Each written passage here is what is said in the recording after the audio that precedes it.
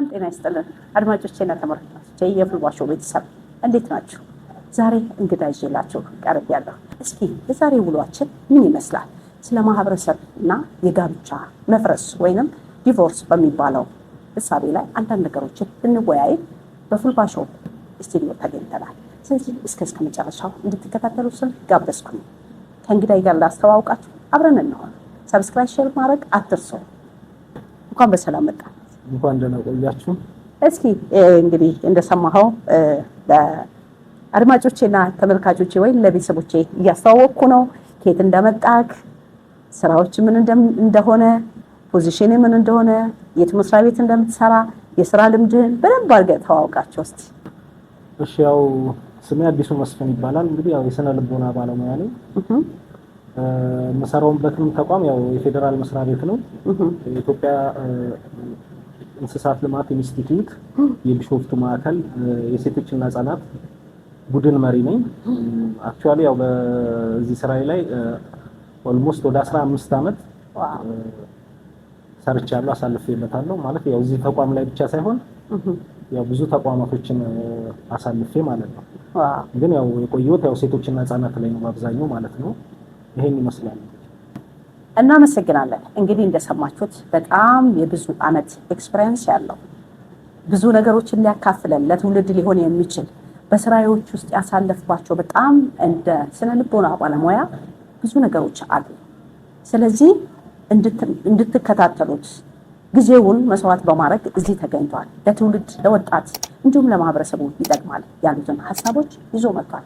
ታዲያ ሰብስክራይብ፣ ሼር በማድረግ እስቲ ቤተሰብ እንሆን። እንዲሁም ደግሞ እዚህ ጋር የምናገኛቸውን ሀሳቦችና የተለያዩ አይዲያዎችን ሌሎችም ሀሳብ ካላችሁ በዚህ ላይ እንድታቀርቡልን በማለት እንድትጠቁሙ ስል አሁንም ግብዣዬ ይሆናል። አብረን እንሆን ይቀጥላል። እስኪ እንግዲህ ትልቅ ነገር ነው ያነሳህልን። በጣም ብዙ አመት ኤክስፒሪየንስ አለክ። የስነ ልቦና ባለሙያ መሆን ማለት ደግሞ ቀላል ነገር አይደለም። እስኪ ከመጀመሪያው ስንነሳ አዲሱ ከምንድን ነው ተነስተ ይሄንን ምርጫ የስነ ልቦና ባለሙያ ወይም ሳይኮሎጂስት ለመሆን ምን ነበረ ያነሳሳ? ሌላኛው ደግሞ እስኪ እድገቴ ወደዛ ከመግባቴ በፊት ምን ይመስል ነበረ? ከመጀመሪያው ስታድግ በምን አይነት ቤተሰብ በምን አይነት ማህበረሰብ ውስጥ ነበር ያደግከው? ኦኬ፣ አክቹአሊ ያው አስተዳደጌ ስነሳ ያው እኔ ቢሾፍቱ ከተማ ላይ ነው ያደግኩት። ቢሾፍቱ ከተማ ላይ ሳድግ እንግዲህ ያው ልክ እንደ ማንኛውም ኢትዮጵያዊ ማለት ነው እንደ ማንኛውም ኢትዮጵያዊ ነገሮችን እያሳለፍኩ ማለት ነው። ያው ትምህርት ላይ ትንሽ ያው ሜጋ መባል ተማሪ ነኝ። አክቹአሊ ያው እኔ ራሴ እንደዚህ ማለት አልነበረብኝ። ሌላ ሰው ቢገልጸኝ ጥሩ ነበረ። ችግር የለውም። እና ትምህርት ላይ ያው የደረጃ ተማሪ ነበር። እንግዲህ ያው ስታቂው እኛ ሀገር ላይ ፊልድን ቀጥታ የመምረጥ እንትን የለሽም። 12 ያክል ያው ማትሪክ እንደጨረስኩኝ ውጤት ሲመጣ ጅማ ዩኒቨርሲቲ ነው ምርጫ የመረጥኩት የነበረው። ያው ቀጥታ ጅማ ዩኒቨርሲቲ ደርሶኛል። ከጅማ ዩኒቨርሲቲ ደግሞ ሂዩማኒቲ ኤንድ ሶሻል ሳይንስ የሚባል ፋካልቲ አለ። እዛ ነው የደረሰኝ። ሳይኮሎጂን ግን ስመርጠው በምርጫዬ ነው። መጀመሪያ ላይ ፍራቻ ነበረኝ። ሳይኮሎጂ ሲባል በጣም ከባድ ትምህርት ምናምን ተደርጎ ነው የሚታየውም የተነገረንም እንደዛ አይነት ነገር ነው። ግን ያው መርጬው ገባሁበት። ደስ የሚል ትምህርት ነው። ምክንያቱም በቃ ቶታል ሂዩማኒቲ ነው። ሰው እንዴት መርዳት እንዳለብሽ ነው። ያው ሳይኮሎጂ በኢነሴንስ ዴፊኒሽኑ ስታየው ራሱ ሳይንቲፊክ ስተዲ ኦፍ ሂውማን ኤንድ አኒማል ቢሄቪየር ነው። ስለዚህ ምንድነው የእንስሳትንም የሰው ልጅንም ባህሪ ማጥናት ስለሆነ ደግሞ ስለ ሰው ልጅ ባህሪ ደግሞ ማወቅ ደስ የሚል ነገር ነው። በዚህ ምክንያት ወድጄዋለሁ ልልሽ ፈልጌ ነው። ቴንክ ዩ፣ አመሰግናለሁ። እንግዲህ እንደሰማችሁት እንደማንኛውም ኢትዮጵያዊ እድገቱ ይሄንን ይመስል ነበርና ሳይኮሎጂ ሲባል ወይንም የስነ ልቦና ባለሙያ በሚለው ጥናት ሲባል በጣም የሚያስፈራሩ በጣም የሚፈራ የሚከብድ ነበር የመሰለኝ። ግን ስገባበት በጣም ጥሩ የሆነና የሰው ልጆችን ሰፖርት የማድረግ እቅድ ወይንም ስራ ነው፣ ሰዎችን ማገልገል ነው የሚል ነገር ነው ያነሳልን። በጣም እናመሰግናለን። እስኪ እንግዲህ ስለ ማህበረሰብ ነው የምናነሳው፣ ስለ ትዳር፣ ስለ ፍቅር። ፍልባሾ ደግሞ በፍቅር ላይ ይሰራልና የፍቅር ቃል ኪዳን በሚል ነገር ላይና እስኪ እንደ ስነ ልቦና ባለሙያ እንደው ወደ ጥያቄያችን ከመግባታችን በፊት ይሄ ፍቅር የሚባለው ፍቅርና ሳይኮሎጂ እንዴት ነው? እስቲ አብሮ ያሉ ግንኙነት ምን ይመስላል? እስኪ ወደ ዋናው ሐሳቤ ከመግባቴ በፊት ኦኬ አክቹአሊ ያው ፍቅርና ሳይኮሎጂ በነገራችን ላይ የማይገባበት ብራንች የለውም። በጣም ብዙ ብራንቾች ይገባል ማለት የማንጠብቅባቸው ብራንቾች ውስጥ ገብቶናል። ወደ 55 ወደ 56 ብራንቾች አሉት ማለት ነው ሳይኮሎጂ። ሶ ምንድነው ፍቅርና ሳይኮሎጂ ያው ላይፍ ሳይኮሎጂ አብሮ የሚሄዱ ነገሮች ናቸው። ስለዚህ አሁን ፍቅርን እንደ ሳይኮሎጂስትነት ግለጽ ብትይ እንዳለ መሰለሽ በልዩነት ውስጥ ነው። አክቹአሊ አሁን ፍቅር ሲባል አንዳንዴ ሰዎች የሚመስላቸው ዝም ብሎ ከመዋደድ ነገር ጋር ሊያገናኙት ይችላል ይሆናል። ግን ምንድነው በልዩነት ውስጥ የመስማማት ሂደት ነው ማለት ነው። ልዩነት ይኖራል። ያንን ልዩነት ሳታጎዩ በልዩነት ውስጥ አብሮ የመኖር ሴንስ ነው ማለት ነው። ስለዚህ ብዙ ሰፋ አድርገው ካልሽን ስለ ፍቅር ስናወራው ብንል የሚያልቅ ጉዳይ አይደለም። ግን በልዩነት ውስጥ የልዩነት መሳሳብ ብለው እኔ ደስ ይለኛል ማለት ነው። ታንክ ዩ በጣም ጥሩ ሐሳብ ነው ያነሳህልን። እንግዲህ ሳይኮሎጂ ብዙ ሰዎች ሳይኮሎጂ እንላለን፣ እንወቀውም አንወቀውም። ሰው ልጅ ሳይኮሎጂ ነው እንደዚህ ሳይኮኮ እንዲህ ብለህ ነው ምናምን ነገር የምንለው ነገር አለ። ዲቴል ግን ምንድነው ምን ማለት ነው ዲፋይን ሲደረግ ቢባል ብዙ ሰው ላያውቀው ይችላልና አንተ ደግሞ እንደ ስነ ልቦና ባለሙያ ወይ ደግሞ እንደ ሳይኮሎጂስት እስቲ ስለ ጋብቻ እናንሳና ሀገራችን ውስጥ በአሁኑ ሰዓት 95% በላይ የዲቮርስ ወይንም የጋብቻ መፍረስ ነገሮች ይታያሉ።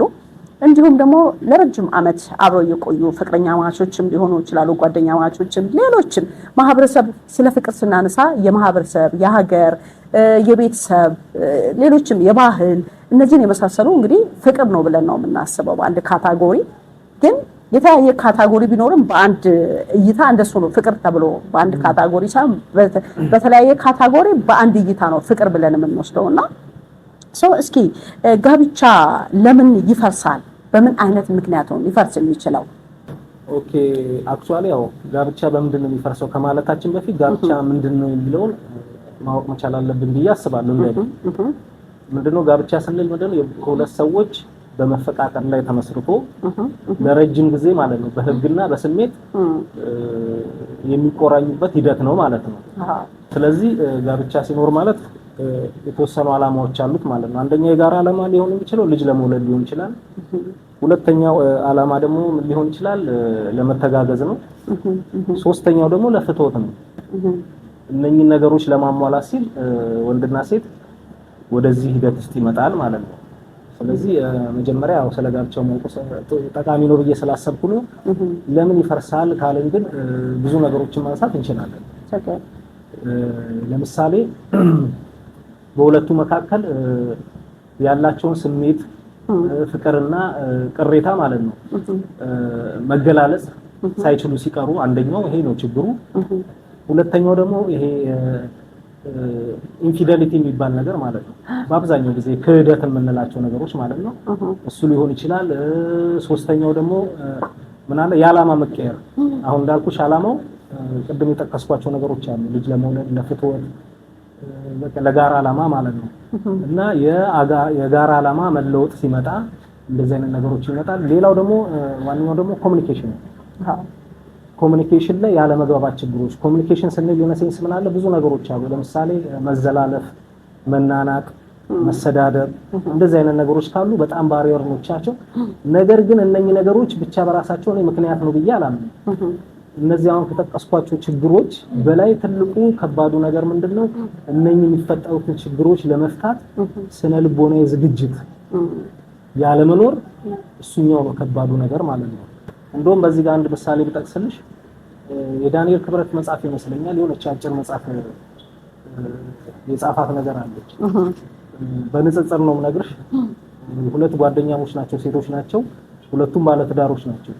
አንደኛዋ ቤት ኦልዌይስ ጭቅጭቅ አለ፣ ድብድብ አለ፣ ጥል አለ፣ መነጋገር አለ፣ በጣም ነገር። አንደኛዋ ቤት ደግሞ ፍጹም ሰላማዊ ነገር ነው። መጥል የለም፣ ክርክር የለም፣ ምንም አይነት ነገር የለም። ኤቭሪቲንግ ስሙዝ ሆኖ ነው የሚሄደው ይላል። ምናልባት ኮንተንቱን ላዛባው እችላለሁ፣ ግን ዋናው ኦብጀክቲቭን መጥቀስ ስለምፈልግ ነው።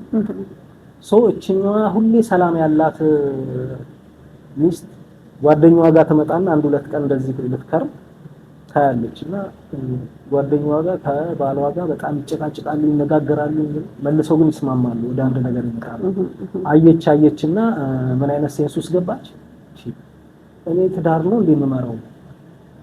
እኔ አልከራከርም፣ አንጨቃጨቅም፣ አንጣላም፣ አንታረቅም።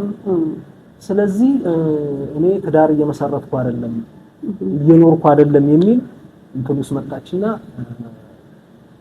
ፊሊንግ ውስጥ ገባች። ስለዚህ ትዳር ሲኖር እነዚህ አይነት ነገሮች በሙሉ ይኖራሉ ማለት ነው። እና የተደገፈውም ያኛው ጭቅጭቅና እንትን ያለበት ቤት ስለሆነ ግን ወደ አንድ ነገር ላይ መምጣት ተገቢ ስለሆነ ነው ማለት ነው። ሌላኛው ደግሞ ምን መጥቀስ እንችላለን? ኤክስፔክቴሽን ማለት ምንድነው? መጀመሪያ ላይ ሰው ወደ ትዳር ውስጥ ሲገባ ኤክስፔክት አድርጎ የሚገባቸው ነገሮች አሉ። አንዳንዴ ኤግዛጀሬት አድርገን ነገሮችን እንገባና ከገባንበት በኋላ ልክ ኤክስፔክት እንዳያረግ ነው ሳይሆን ሲቀር ብዙ ነገራችን ይቀንሳል ማለት ነው። እሱም በጣም ከባድ ነገር ነው። ሌላኛው ደግሞ ይሄ ኤክስተርናል ፋክተርስ ነው። ኤክስተርናል ፋክተርስ የምንላቸው ምንድነው? ብዙ ጊዜ የቤተሰብ ጣልቃ ገብነት አለ። ሌላ ደግሞ የሚዲያ የቤተሰብ ጣልቃ ገብነት እሱ ከባድ ነገር ነው። እሱ በደንብ አብራራዋለሁ። ሁለተኛው ደግሞ ሚዲያ ላይ የሚመጣ ኤክስፔክቴሽን አለ። ለምሳሌ ሚዲያ ላይ የምናያቸው ፌመስ የሆኑ ሰዎች ሊኖሩ ይችላሉ። የነሱን የትዳር ሁኔታ ከኛ ጋር ማነጻጸር በራሱ በጣም ከባድነት አለው ማለት ነው። ምክንያቱም ሰው የሚኖረው እንደየቤቱ ነው ይባላል። የራስንና በራስ ነገር መኩራት አለመቻል በአብዛኛው ብዙ ጊዜ የሚፈጠረው ነገር ይሄ ነው።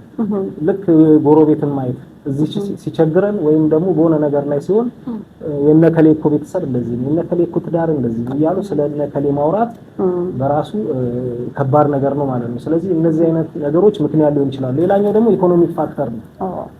የኑሮ ጫና በራሱ ሌላ ነገር ውስጥ ሊከተል ይችላል። ምክንያቱም ስለ ትዳር ማሰብ እንተን ስለ ራሳችን ፍቅር ማሰብ እንተውና እዛ ነው ነገር ላይ ራሳችንን ፎከስ ማድረግ አይምሮአችን በዛ ነገር ይጨነቃል ማለት ነው። አይምሮ ደግሞ በተፈጥሮ ምንድነው ኔጋቲቭ የሆነን አይዲያ የማባዛት ቴንደንሲ አለው።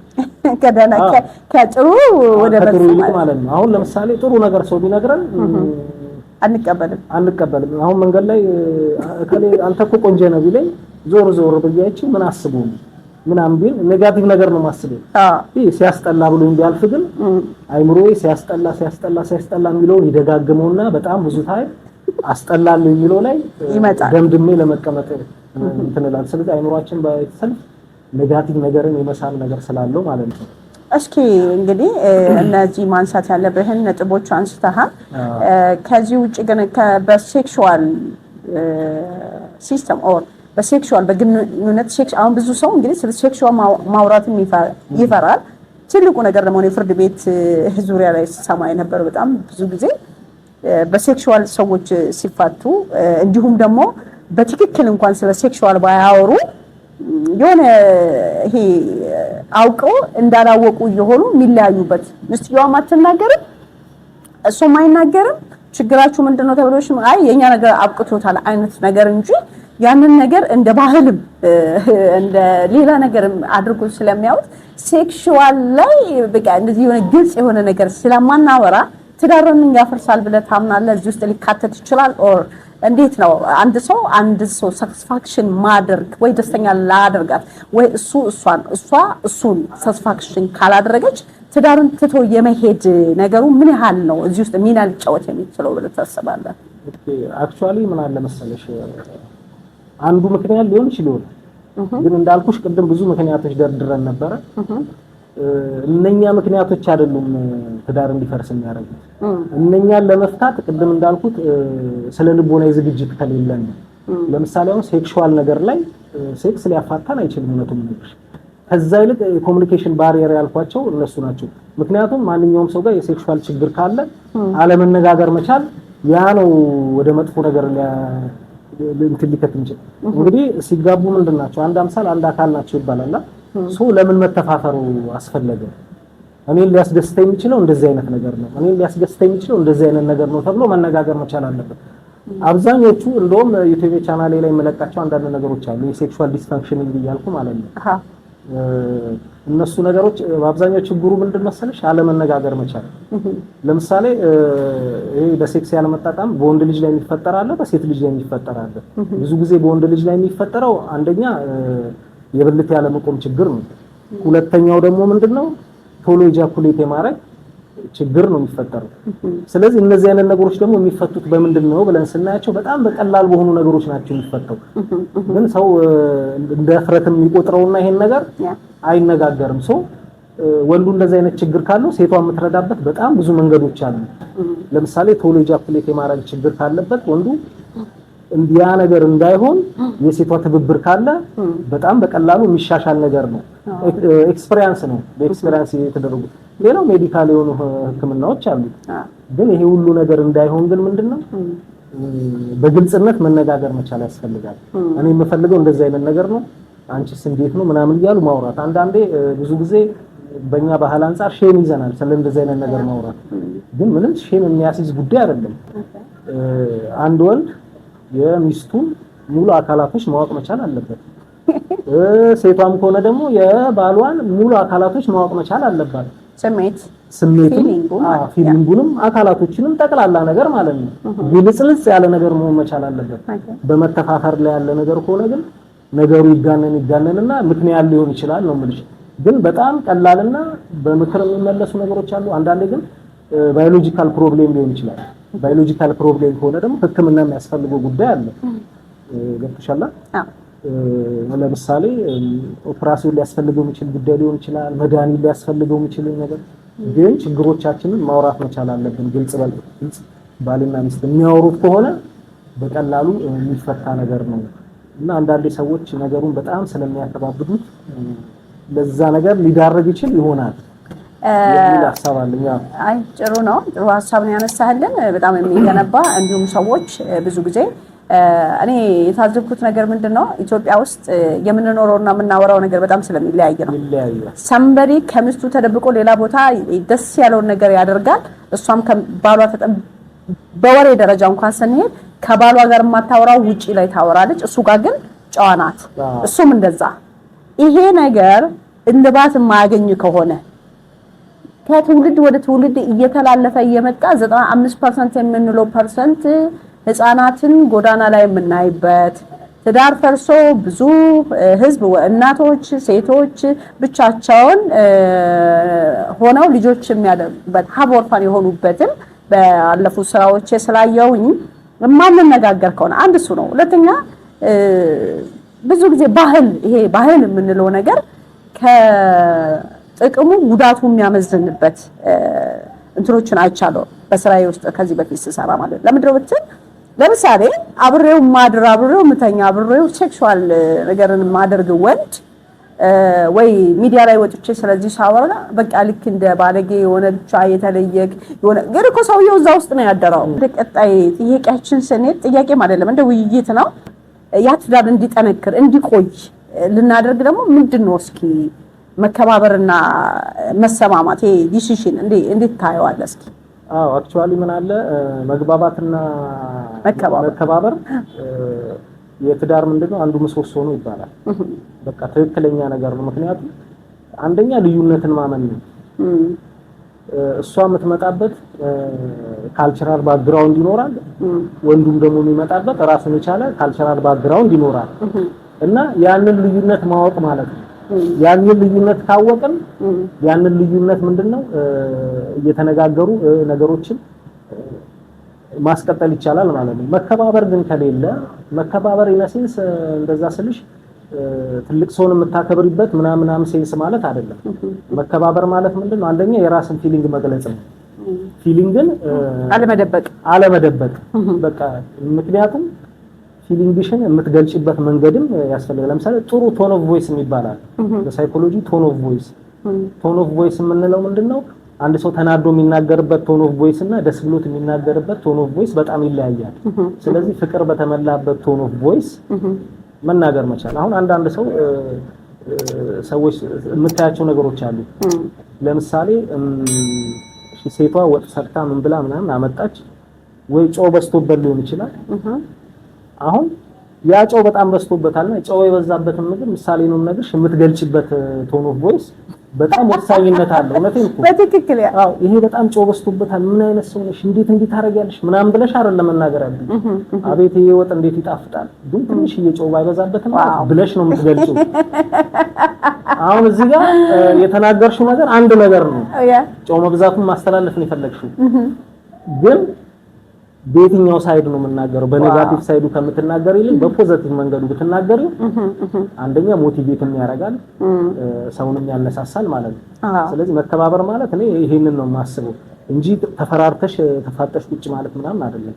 ስሜትሽን መግለጽ፣ የሰውንም ስሜት ማዳመጥ በአብዛኛው እንዳልኩሽ ከኮሙኒኬሽን ጋር ነው አብዛኛው ችግሮቻችን የሚያያዙትና ግልጽነትን ሰው ሲያወራ በደንብ ማዳመጥ ከቻልሽ ምንድነው ሊያወራልኝ የፈለገው የሚለውን ነገር መረዳት ከቻልሽ አንዳንድ ሰው ካፍካፍሽ የተቀበለ ሐሳብሽ እንዳትገልጪ ዝም ብሎ የሚያወራ ሰው አለ። ይሄ በጣም ዴንጀረስ ነው። ስለዚህ አክቲቭ ሊስነር መሆን በሁለቱም መካከል እንደዚህ አይነት ነገር። ስለዚህ መከባበር ማለት ምንድነው? ስሜትን አለመደባበቅ፣ ችግሮች እንኳን ቢኖሩ የምታወሪበት መንገድ በእንደዚህ ብናየው የተሻለ ነው ብዬ አስባለሁ። አመሰግናለሁ። ጥሩ ሀሳብ ነበር ያነሳህልን። እስኪ አሁን ባልከው አይነት ልክ ሴቷ የሆነ ኩክ አድርጋ አንጥታለት በእንደዛ አይነት ሲቹዌሽን ሳይሆን ማናገር ያለበት ወይ እንደዛ አይነት አክት እያሳየ ሳይሆን ቅድም እንዳልከው ነው። አንዳንድ ባሎች የታዘብኩት አንዳንድ ባሎች ባል ናቸው ብለህ ስትጠብቃቸው ጥበቃም ይሆኑ አሉ።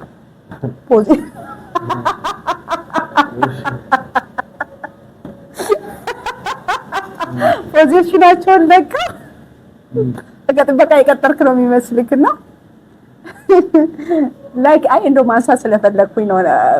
ባል ነው መሆን ያለበት ብዬ አይነት ሳቤ ስላለኝ ነውና ትሪትመንት ከዛ ነው የሚጀምረውና አሁን አንዳንድ ባል አይተህ ከሆነ ይሄ ከፋሚሊ ትራንዛክሽን የመጣ ነገር ይመስለኛልና የት ገባሽ የት ወጣሽ የት ሄድሽ በቃ ነው ባልነቱን ትቷል ወይ ሴትዮዋ ሌላ ባል መፈለግ አለባት ኦር እሱ ባል መሆን አለበት።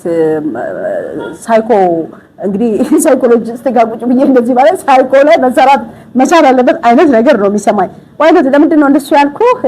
ብዙ ሰዎች ምስቶቻቸውን የኔ ቆንጆ ስታምሪ ጥሩ ነሽ ዋው ምናምን ማለት አይፈልጉም። በተለይ አበሻ ሴቶች ደግሞ ለሰሩት ነገር ሰርተው ደክመው አምጥተው በቃ አንተ ውጪ የምታደንቅ ከሆነ የሰው ኮመንት ስር ሄደ የሰው ሴት ስታደንቅ ዋልክበትን ምስትህን ትሪት የምታደርግ አብርሃም የምትኖር ጊዜዋን የሰጠችህን ምስትህን ትሪት ማድረግ እንዳለበት ነው ለኔ የሚሰማኝ። ለምን ብትል ያቺ ሴት ያንን ትፈልግ። አንዳንድ ሰው ቆንጆ ነሽ ለማለት እንኳን የሞተ ነው የሚመስለው። ዋው ስታምሪ ለማለት በቃ ሞቷል ኦሬዲ በቃ ሞቶ ተቀበረ። ሚስቱን ወድሻለሁ ብሎ እንደው ኪስ ማድረግ መሳም ማጫወት ምናምን ነገር የማይችሉ ወንዶች አሉ። እዚህ ላይ እስኪ እንደው ሁሌ ጥያቄ ስለሚሆንብኝ ነውና እንዴት አይነት ባል ነው መሆን ያለባቸው ወንዶች? ከዚህ ጋር አያይዘ ማቹርድ መሆን የለባቸውም ወይ? ንግግራቸው የሚያደርጉት አክት ከፈለግሽ ቢ ከፈለግሽ ጠጪ ከፈለግሽ ኑሪ አንድ አባባል አለ በትዳር ውስጥ የማትደግመውን ቃል በጓደኝነት አትጀምረው የሚል አለ። በጓደኝነት ውስጥ ዋው የኔ ቆንጆ ስታምሪ የኔ ጣፋጭ እያለ ነገር ወደ ቤት ስትመጣ ግን ወይ አንቺ እኮ ማለት ጌሾ ነሽ የሚላት ከሆነ ያንን አክሰፕት ማድረግ ይከብዳታል። ቅድም ያልከው ይሄ እንዴት ነው ሰዎች የሚጠብቁትን ነገር ማሳጣት መጠንቀቅ መቻል አለብን። አቅማችን ምን ያህል ነው? እኔ እቺን ሴት ትሪት ለማድረግ ኦር አላቅም ሰፖርት ላድርጋት እኔ ምን ያህል ነኝ? መታቤት ስለገባች ብቻ ምስት ናት ባል ነው ተብሎ መኖር ሳይሆን ምን አይነት ደስተኛ እንድትሆን ላደርጋት እችላለሁ ብሎ ራሱ ላይ አሜንድመንት ኦር ደግሞ ራሱን አፕዴት ማድረግ እንዳለበት ነው የሚሰማኝ። እስቲ ምን ትላለህ? አዎ አክቹአሊ ጨፈጨፍሽን ደግሞ እንዳትለኝ ወንዶች። አይ እሱ ብቻ ሳይሆን አንድ ችግር ሲኖር እኮ ያው ከአንድ ሳይድ ብቻ አይታይም። እኔ ደግሞ እንደሰለንቦላ ባለው ዙሪያውን ነው የማየው ነገሮችን እና አንዳንድ ሳይኮሎጂ ምና you are a little boy ወይ you are a little girl ይላል። ይሄ ምን ማለት ነው እንግዲህ አንቺ ትንሽዬ ልጅ ነሽ ማለት አይደለም። አሁን አንቺ ባለሽበት እድሜ ላይ አንቺ ስብዕና የተሰራው የዛ ከአንድ አመት ከተወለድ እስከ 5 አመት ባለው ውስጥ በጣም ልጅ ሆነን ማለት ነው የዛኔ የተሰራው ማለት ነው። ሌላው ደግሞ ቻይልድ ዘ ፋዘር ኦፍ ዘማን ይባላል። ቻይልድ ዘ ፋዘር ኦፍ ዘማን እንዴት ሆኖ ነው ቻይልድ ዘፋዘር ኦፍ ዘማን ሊሆን የሚችለው ሊሆን ይችላል። ያ ምን ማለት ነው? አዳልት ስቴጅ አሁን ባለን ስቴጅ ላይ ያለን ባህሪና ሰበና የዛኔ በአብዛኛው እንደዚህ አይነት ነገሮች ከአስተዳደግ ጋር የሚመጡ ነገሮች ናቸው። በአብዛኛው ስታይ ለምሳሌ አንዳንድ ፋሚሊዎች ስታይ አባቶች ለእናቶቻቸው ፍቅራቸውን እንደዚህ አሁን ባልሽው መንገድ የሚገልጹ ከሆነ ነፃነት ካለ እንደዚህ አይነት ዲስከሽን እናንተን ካለ ልጆችን ያንን እያዩ አይደል የሚያድጉት። ሶ ያ ተጽዕኖ ይመስለኛል ብዬ አስባለሁ። ሌላኛው ደግሞ ይሄ የመጣንበት ባህል በአብዛኛው አሁን እኮ ነው የጀንደር ኮንሰፕት ራሱ እየገባን የመጣውና ስለ ሴቶች እኩልነት ራሱ መወራት የጀመረው መቼ ነው? በቅርብ ጊዜ እኮ ነው መወራት የጀመረው። የዛ ጊዜ ደግሞ ኢቨን ሴቶች የንብረት ባለቤት መሆን የማይችሉበትም ነበር። የመሬት ባለቤትነት ምናምን የሚባሉ ነገሮች አልነበረም። ኢቨን ውርስ አይወርስም ከቤተሰብ ነበር አይደል? አሁን ቅርብ ጊዜ በጣም ሪሰንት የሆነ ለውጥ ነው እየመጣ ያለው። ሶ ያስተዳደጋችንም ውጤት ነው የመጣንበትም የባህልም የህግም ምናምን ሁኔታ በጣም ብዙ የሚወስኑት ነገሮች አሉ ብዬ ነው የማምነው። ስለዚህ አሁን እኔ ጀንደር ላይ በጣም ብዙ ጊዜ ስልጠና ሰጣለሁ። ኢቭን ለሴትና ለወንድ የምንገዛው ሁኔታና ኮንሰፕት ራሱ ይለያያል። አመለካከታችን አሁን ለምሳሌ ዓለም የሚል በጣም አጭር ፊልም አለ። የአንድ ደቂቃ ፊልም ነው። እዛ ላይ ቤተሰቦች ለሴትና ለወንድ የሚሰጡትን ነገር በራሱ ብናየው በጣም እይታቸው ወንድ ልጅ ኳስ ይጫወታል፣ ሴቷ ልብስ ታጥባለች፣ ልጅ ትሸከማለች፣ ምን ትላለች ምናምን እንደዚህ አይነት ነገሮች። ከእንደገና ደግሞ ስራ የላትም የሚልም አንድ አጭር ፊልም አለ። ግን በጣም ስራ አላት። እኔም አይቼዋለሁ። እሱ አይተሽዋል? እንኳን አየሽውና ያንን አሁን ስታይ ከጠዋት ተነስታ እስከ ሌሊት እንደውም ስራ የሌለው ተቃራኒ ያለው ሰው ነው። አይተው ከሆነ ፊልሙ ላይ ማለት ነው። አዎ። እና እንደዚህ አይነት ነገሮች አሉ። ስለዚህ ይሄ ነገር አሁን ወደ ፊት በጣም እየተቀረፈና አሁን እየተለየ መጥቷል። አካባቢያቸዋል ብዙም አይደለም ማለት ያው በብዙም ባይሆንም አንዳንድ ለውጦች ምናምን እናይበት ነገር አለና ወንዶች መሆን ያለባቸው አክቹአሊ ቅድም እንዳልሽው ነው። ፍቅርን መግለጽ ምንም ነውርነት የለውም። እንግዲህ ፍቅርን ለመግለጽ የሚፈራው ወንድ ሴክሹዋል ነገር ላይስ አይፈራም። እሱ ምን ሊሆን ነው? ግን እኔ ሁሌ የሚገርመኝ ማለት ነው። እስቲ አንድ ጥያቄ አለኝ።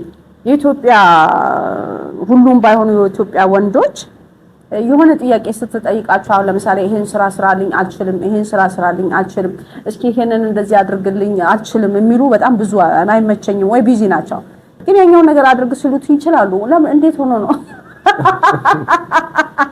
ያው አክቹአሊ ምን አለ መሰለሽ እሱን አጭሩ በሚል ወንድ ካለ አክቹአሊ አራተኛ ቤዚክ ኒድ ነው በነገራችን ላይ። እሱን ግን እንዴት ነው ላይ ያው የሚደራደር ሰው ያለ አይመስለኝም። እንደዚህ ያው በግልጽ መናገር አልቻልኩም። ምክንያቱም የሰው ልጅ ምግብ አለ፣ መጠለያ አለ። እነዚህ ነገር ብለን ያው ሴክሹዋል ነገር አራተኛ ፊዚዮሎጂካል ኒድ ነው። ሳይኮሎጂ የሚለው የሚደራደር የለም። አዎ የሚደራደር ያለ አይመስለኝም። ግን ያ እንዳለ ሆኖ ደግሞ ያው በመልካም ነገር ፍቅርን በመግለጽ ምናምን እንዳልሽ ቢሆን ደስ ይላል። እና አንዳንድ ባሎች ምንድነው ጥበቃ ናቸው ምናምን ያልሽው ሚነሴንስ አብዛኛው ችግር ብዙ ጊዜ ወንዶች ጋር ያለ ሆኖ ሳለ ሴቶችም ደግሞ እዚህ ጋር መጠንቀቅ ያለባቸው ነገር አለ ብዬ አስባለሁ። ኦኬ አንሳው ችግር የለውም። ኒውትራል ሆኜ ነው በነገራችን ላይ ማውራሽ። ቴልሚ ወንዱ እንደዛ አይነት ስሜት እንዴት ሊሰማው ቻለ? ከዚህ ስሜት እንዲወጣ ብላ ሴቷን መርዳት መቻል አለባት ብዬ አስባለሁ። የእውነትም ነገር ብዙዎች አይደለም አሁን አንዳንድ ሴቶች ማስቀናት ምናምን አይነት ነገሮች የሚገቡ አሉ። እንደዚህ አይነት ነገሮች መሆን መቻል የለባትም። ባልየው ፍሪ እንዲሆን ማድረግ መቻል አለበት። ፍሪ እንዲሆን ማድረግ ስልሽ እንዴት እንደዚህ አይነት ስሜት ሊሰማው ቻለ የሚለውን ነገር ቁጭ ብላ ተረርታ ምን ብላ አብራ ቁጭ ብላ ማውራት መቻል አለባት ብዬ አስባለሁ። ይሄን ስልሽ ደግሞ በጣም ብዙ ሴቶች እንደዚህ አይነት ሁሉ ነገር አድርገው እንደዚህ አይነት ችግር ውስጥ ይጋለጣሉ። ገብቶሻል? እና ይሄ እንዳልኩሽ ካስተዳደግ ችግርም ሊሆን ይችላል፣ ግን በጣም ተራ ነገር ነው።